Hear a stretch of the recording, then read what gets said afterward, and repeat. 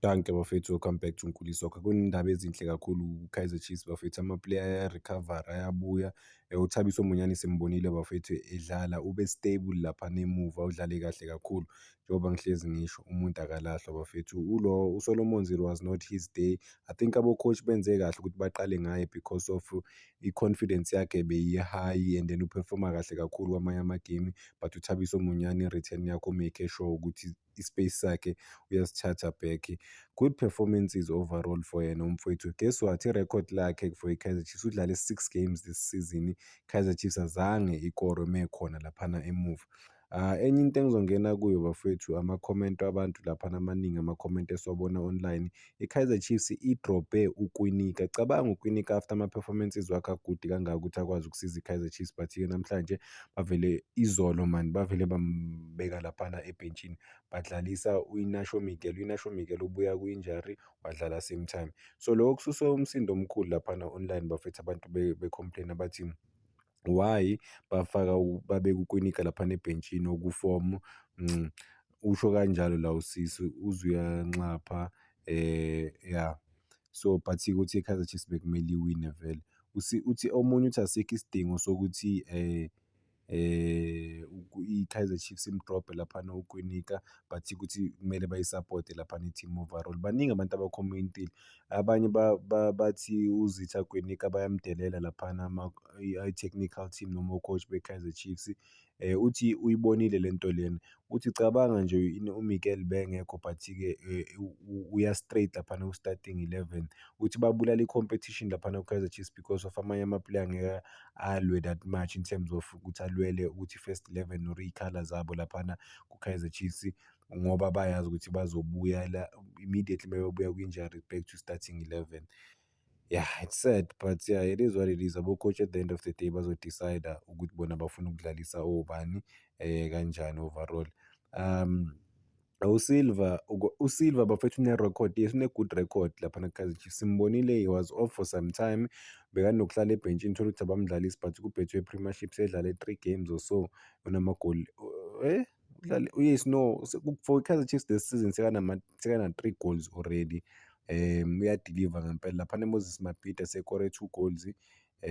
Imagine khona la angena khona against iGolden Arrows walishaya ngo-80 something minutes, namanje ulishaye ngo-88 minutes, isikhathi sesiyophela wakwazi ukusiza i-Kaizer Chiefs ukuthi iwine igame. So umuntu mehleli laphana eboxini bakwazi ukumskorela amabhola bafethu, uyakwazi ukuyisiza i-Kaizer Chiefs in terms of ukuthola amagoli.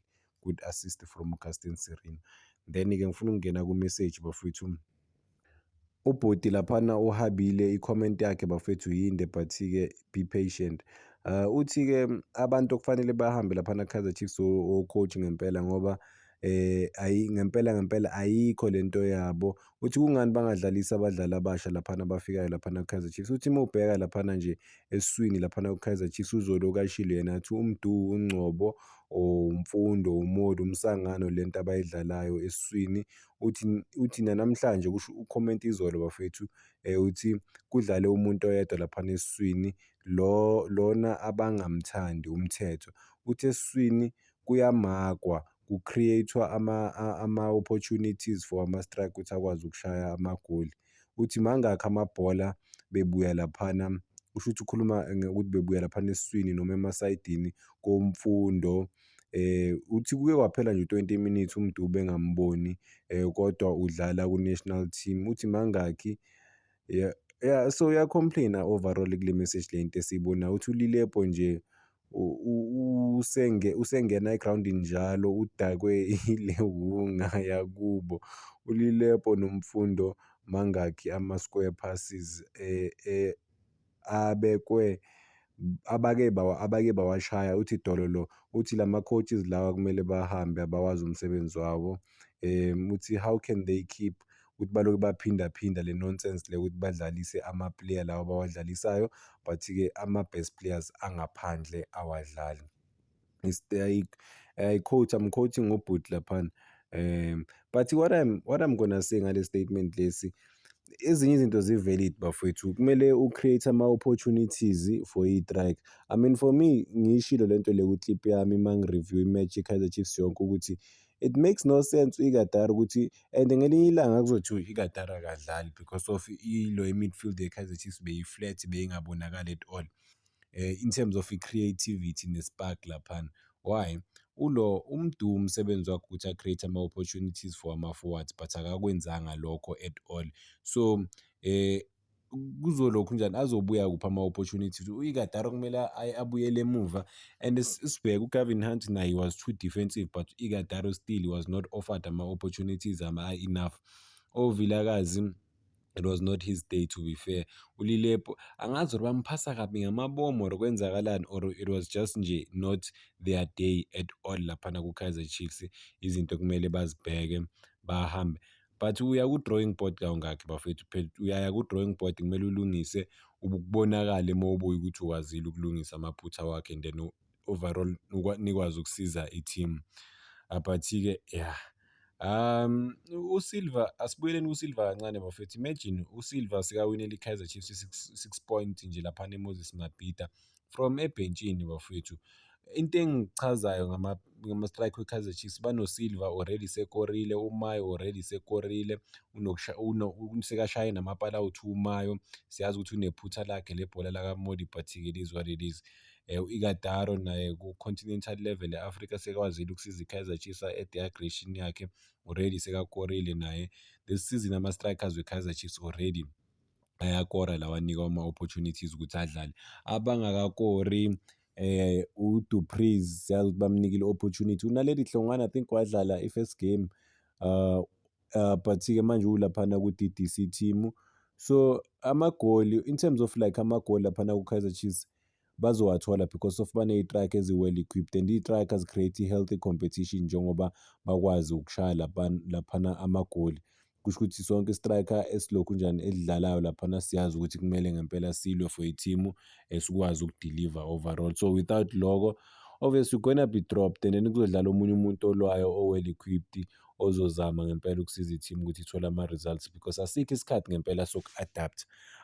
But abanye I think sebenesikhathi eside belaphana ku-Kaizer Chiefs.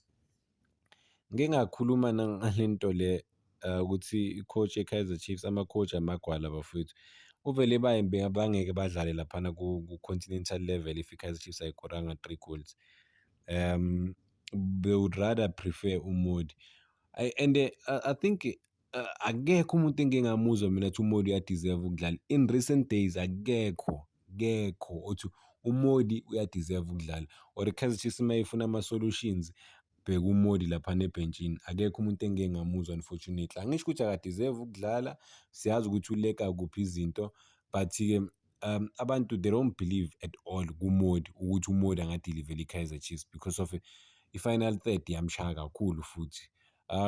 Ngibukele neshow le enye yaku-Soccer Beat bekhuluma laphana ba-analyze igame ye-Kaizer Chiefs bathi Kaizer Chiefs yes iwinile but-ke ayiwinanga kahle. I-win yabo beyi-unconvincing at all. But obviously into ebalulekile ukuthi bakwazile ukuyithola i-3 points but there's a lot okumele kuningi ngempela kumele baku-improve laphana ku-Kaizer Chiefs. Sithemba ukuthi bazokwazi uku-improve. But you can't talk improvement throughout the season bafethu because what I'm seeing from abantu ukuthi abantu bavele bathathe i-win ku-face value but ababheki iy'nkinga on the ground. Yabona ukuthi i-Kaizer Chiefs idrawile laphana eMabhida abantu bebazoba frustrated kakhulu. Lucky enough bakwazile ukukora ekugcineni. Why? Imagine abantu baseThekwini especially abantu baseThekwini ba-unruly siyabazi ukuthi bake benzani before. Basuka ezindlini zabo koMlazi kwaMashu some part of i-KZN bazobukela i-Kaizer Chiefs only for i-Kaizer Chiefs ukuthi idlale kanje. Lokhu kuyaphoxa kakhulu bafethu ukuthi cabanga abantu babhukha amateksi, babhukhe iy'moto, amaveni ukuthi bahambe as i-group ukuthi bobukela i-Kaizer Chiefs idlale kanje. But-ke uShabalala uthembisa ama-fans laphana e-stadium ukuthi bazomake sure ukuthi babuya ne-3 points babajabulise. Guess what? Bakwazile ukubuya nayi-3 points ukuthi bayithole kanjani but-ke bayitholile. They can build njengoba belokhu besho bethi bafuna ukubuilda from le win yabo le yalaphana ku-African continent. Kumele they have to build from their win layer overall. I think their win layer is very, very important for bona ukuthi ba-build from yona because of bazodlala amagame amaningi ku-continental level. Well, we're just waiting to see ukuthi bazodrawa ngeyi-3 November kune-draw la neJohannesburg, babona ukuthi bazodlala nayiphi team ku-continental level or izoba namaphi, izodlala against maphi ama-team. Lapho-ke mentally and physically they have to be fit in order to compete ku-continental level. Obviously it wasn't easy to get ama-results eDurban, but mina I think ezinye izinto kumele sizibuze, if you're not playing a convincing football, ne, ku-continental level uzobekezela kangakanani if udlala nabo Wydad Casablanca uma ubheka ama-teams wakhona ukuthi sense of the aggression. In fact, it's not even, I can't even say sense of aggression. The aggression, you see it each and every game. And those people are bullies. They try to cheat. They do anything with bathole results. So will they be able to handle lokho? But isobona ukuthi bazoba-draw nobani laphana egruphini, bazoba-matcha nobani ukuthi bazotravela kumaphi ama-country laphana ku-continental level. They just have to stick to what they know. Angazi, yazi ama-team azokumangaza. Win igame 3 days back or so, 3 days, 4 days back lapho njenge-weekend, Sunday, bawine 3, then 5 days later, and then bayahluleka bakora igoli ekugcineni nge-brilliance kaGustin Sereno ukuthi ukwazile ukuthola usilver laphana eboxini. What is wrong? Ngathi kudlala ama-team awu-2 angafani, and sikhumbule benze i-change eyodwa kuphela kula majita lawo bewadlala nge-weekend, which is u-Inacio Miguel bamreplace ngoQuinic, otherwise same squad. Kwenzakaleni? Ama-substitution abantu bakhalile ngawo bafethu, bathi awenzi sense nje amalokhunjana ukuthi ocoach ba-replace kanjani, akwenzi sense. Yeah, but at the end of the day njengoba ngishilo ukuthi yibo bayazi ukuthi benzani. But abasebenzele ama-substitution ngoba alokhunjana akwazile ukuthola igoli. I think aba-coach be-Kaizer Chiefs at that point ba-replace laphana, bebafuna ukulokhunjana ukuthola inhlanhla. They were looking for inhlanhla, lucky enough uSilva unayo inhlanhla, ngathi inhlanhla ye-Kaizer Chiefs ilele kuye, uyakwazi ukuwasha amagoli laphana ekugcineni. Yeah, what a game izolo. Ama-results yinto ehamba phambili elokhunjana ehamba phambili ekumele siyivelue most than uku-criticize. But-ke critique, khona i-message engiyibonile la omunye uthi asikhulumeni iqiniso, o-coach babonisa ukuthi ba-confused laphana the way abenza izinto ngakhona. So yeah, we just have to see. And iligi inde bafethu ukujaja manje, but i-hope enkulu uma ubheka the way i-Kaizer Chiefs eranwa ngakhona, or i-decision making, technical team, amanye ama-fans bathi no, the technical team is holding Kaizer Chiefs back. But-ke bathi kune-hope ukuthi they can move forward. Abanye bafila ngathi amanye ama-player afana noModi, ngibona i-message la ithi oModi badlala njalo but ayikho into abayinika i-Kaizer Chiefs. Bathi abantu akuna-coach la ngempela. uShabalala bebabuza abanye abantu bebasho ukuthi, or ngibona i-comment la ukuthi why he was still inside the field of play laphana, but-ke ayikho into ayinika yona i-Kaizer Chiefs. But i-team yonke beyi-off bafethu, asibeni fair, makuyiwa phambili final third team beyi-off yonke. So nabo-coach-ke bagcine bangasazi ukuthi benze kanjani, because of i-team ingaba off, yes, but individual brilliance, wena as an individual kumele ukwazi ukubonisa ukuthi uyalazi ibhola melifika kuwe. But i-decision making kuma-department amaningi bebaphuwa, so ziningi izinto abangazenzanga right laphana. So you can't expect umlingi ukuthi kwenzeke umlingi if if professional players can't do simple thing laphana. That's a big issue.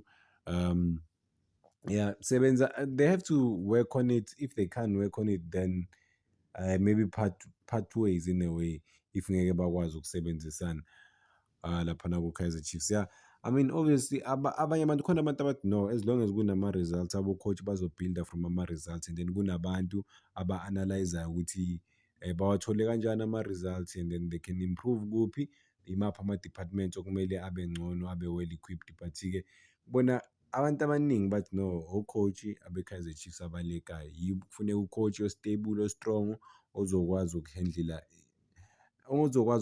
like izinto laphana, select-e kahle i-squad and everyone nje around, ukuthi abantu bayazi i-role yabo ukuthi what do they offer to the team. Danko bafowethu, ngicela ningakhohlwa uku-like and subscribe, making sure ukuthi le page lifika ku-15,000 subscribers.